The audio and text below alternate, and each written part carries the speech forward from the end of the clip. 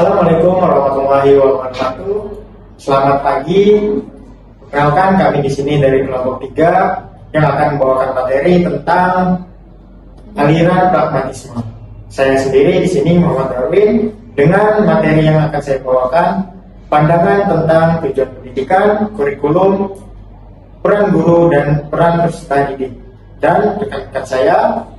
Baik, perkenalkan, nama saya Windy, di mana saya membawakan materi tentang tantangan pada pendidikan aliran pragmatisme dan akan dilanjutkan oleh rekan. Perkenalkan, nama saya Sinta Asmita dengan materi konsep dasar aliran pragmatisme dalam pendidikan dan rekan saya. Baik, perkenalkan, nama saya Agus Teguh. Di sini saya menjelaskan tentang tokoh-tokoh aliran pragmatisme dan rekan saya. Baik, di sini ada saya Putri Mulyanti yang akan membawakan materi tentang contoh konsep penerapan pragmatisme. Teman saya. Di sini saya Novita Anista, saya membawa materi tentang reformasi aliran pragmatisme. Baik, sekian perkenalan dari kami. Materi utama dibawakan oleh teman saya Sinta Asmita dengan materi konsep dasar aliran pragmatisme. Oke teman-teman, di sini saya akan membahas materi pertama, yaitu konsep dasar aliran pragmatisme. Pragmatisme dalam pendidikan memandang bahwa pendidikan merupakan bagian dari proses kehidupan, bukan sekedar persiapan untuk masa depan. Dalam pandangan ini, belajar bukan hanya tentang menghafal pengetahuan, tetapi tentang pengalaman langsung dan pemecahan masalah nyata. Pendidikan pragmatisme bersifat kontekstual dan fleksibel. Artinya, materi pelajaran harus disesuaikan dengan kebutuhan dan lingkungan sosial siswa. Sekolah dianggap sebagai miniatur masyarakat, tempat siswa dilatih untuk hidup secara demokratis dan bertanggung jawab. Oleh karena itu, kerjasama, berpikir secara luas, dan partisipasi sangat ditekankan dalam konsep dasar aliran pragmatisme dalam pendidikan. Baik, di sini saya menjelaskan tentang tokoh-tokoh aliran pragmatisme. Seperti yang kita ketahui, ada 3 tokoh dalam aliran pragmatisme. Yang pertama itu John Dewey. John Dewey merupakan seorang sahabat yang berasal dari Amerika Serikat. Dia juga dikenal sebagai psikolog, pendidik, yang dimana dia juga seorang tokoh utama pragmatisme dan pendidikan progresif. Di mana John Dewey lahir pada 20 Oktober 1859. John Dewey di mana John Dewey memperjelaskan bahwa menempatkan pengalaman praktis sebagai dasar pengetahuan dan pengetahuan. John Dewey meninggal pada 1 Juni 1952.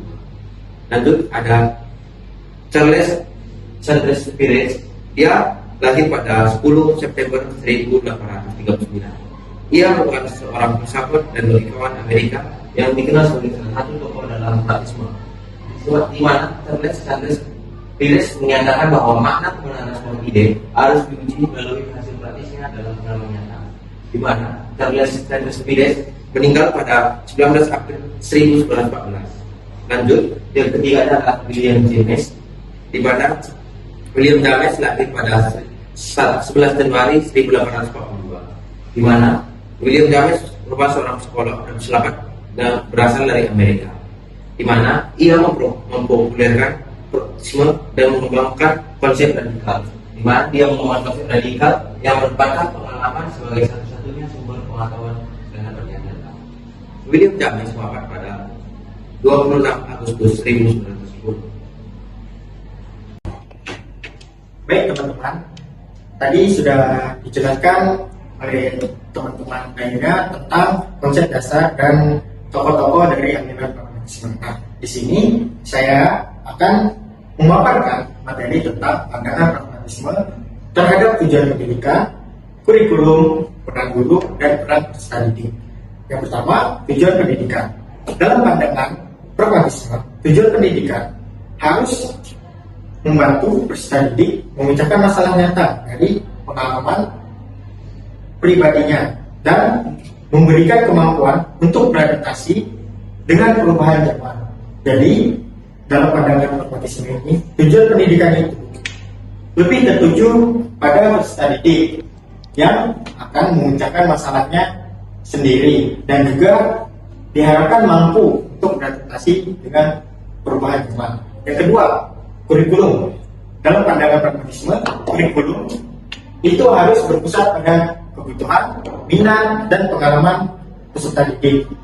Jadi, kurikulum ini seperti yang telah dijelaskan teman saya, tokoh-tokoh aliran pragmatisme, salah satunya John Dewey, yang menyatakan bahwa pragmatisme itu menempatkan pengalaman kritis sebagai dasar pengetahuan dan kebenaran.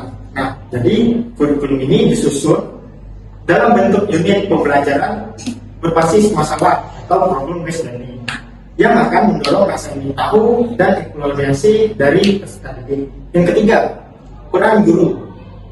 Dalam pandangan pragmatisme, guru dipandang berperan sebagai fasilitator atau pembimbing yang membantu peserta didik menemukan sendiri pengetahuan melalui pengalaman dan interaksinya sendiri.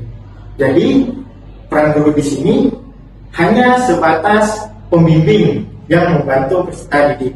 Terakhir, peran peserta didik dalam pandangan pragmatisme yaitu peserta didik membangun pengetahuan sendiri melalui proses interaksi dengan lingkungan, serta didorong untuk belajar melalui pengalaman langsung. Nah, jadi pragmatisme ini memandang peran peserta didik itu bisa membangun sendiri proses pengetahuannya dari pengalaman-pengalaman yang telah dia alami, seperti melakukan eksperimen, praktik, diskusi, dan proyek lapangan. Mungkin sekian yang bisa saya jelaskan. Selanjutnya di sini masuk ke materi yaitu relevasi. Di sini ada 4 poin, yaitu yang pertama kebutuhan pembelajaran berbasis kompetensi, yang kedua fleksibilitas kurikulum, dan yang ketiga yaitu penekanan pada pengalaman langsung, dan yang keempat yaitu mempersiapkan peserta didik untuk di dunia nyata. Oke, yang pertama yaitu kebutuhan pembelajaran berbasis kompetensi, di mana pembelajaran harus fokus pada penguasaan, karakter, pengetahuan yang relevan dengan kebutuhan nyata, bukan sekedar hanya hafalan. Dan yang kedua yaitu fleksibilitas kurikulum, di mana kurikulum ini perlu disesuaikan dengan kebutuhan peserta didik, kondisi lokal, dan perkembangan zaman agar lebih adaptif dan kontekstual. Dan yang ketiga yaitu penekanan pada pengalaman langsung, di mana pembelajaran sebaiknya melibatkan praktek nyata atau pengalaman langsung agar peserta didik lebih memahami dan terlibat aktif. Dan yang terakhir yaitu mempersiapkan peserta didik untuk di dunia nyata, di mana pendidik harus membekali siswa dengan keterampilan hidup dan dunia kerja agar siap menghadapi tantangan di luar sekolah. Oke, next. Baik, kita lanjut ke tantangan pada pendidikan aliran pragmatisme. Yang pertama, keterbatasan sumber daya. Di mana keterbatasan sumber daya ini bisa seperti fasilitas, itu alat, dan anggaran pelatihan serta waktu yang diberikan. Setelah itu nomor 2, budaya pendidikan yang masih berorientasi pada nilai atau ujian, di mana budaya pendidikan ini membuat peserta didik lebih berfokus pada teks. Jadi kurangnya peserta didik dalam pembelajaran tentang pengalaman yang nyata.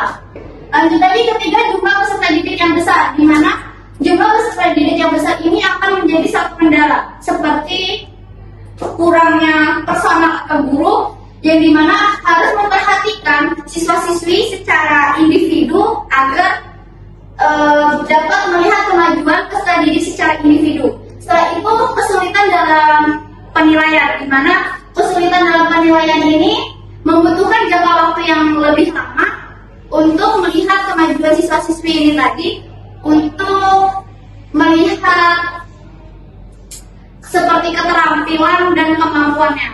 Lanjut lagi, nomor 4, kurangnya kesiapan guru berperan sebagai fasilitator, di mana kurangnya kesiapan guru ini dalam fasilitator seperti kurangnya pengalaman, setelah itu keterampilan, serta perencanaan dalam pembelajarannya. Lanjut yang terakhir, nomor 5, kurikulum yang kadang kurang fleksibel. Untuk kurikulum yang kurang fleksibel ini seperti kurikulum yang kurang relevan, yang dianggap kurang memperhatikan tentang pengalaman nyata. Jadi lebih berfokus pada teori-teori yang ada.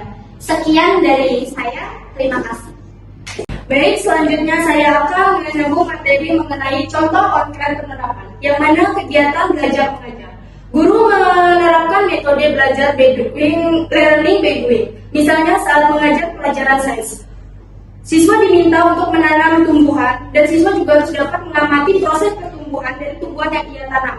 Lalu dalam kurikulum sekolah, penerapan pragmatisme tampak pada kurikulum kontekstual yang menyesuaikan isi pelajar dengan lingkungan siswa. Contohnya di sekolah pesisir, materi tentang ekosistem laut dan pelestarian lingkungan dijadikan bagian dari pelajaran IPA dan IPS.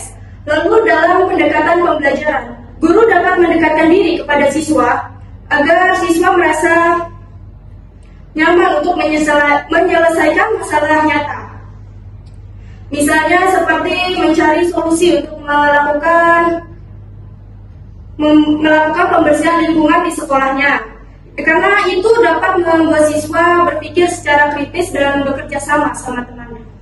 Oke teman-teman, itu tadi materi dari kelompok 3. Kurang dan lebihnya kami mohon maaf. Wassalamualaikum warahmatullahi wabarakatuh.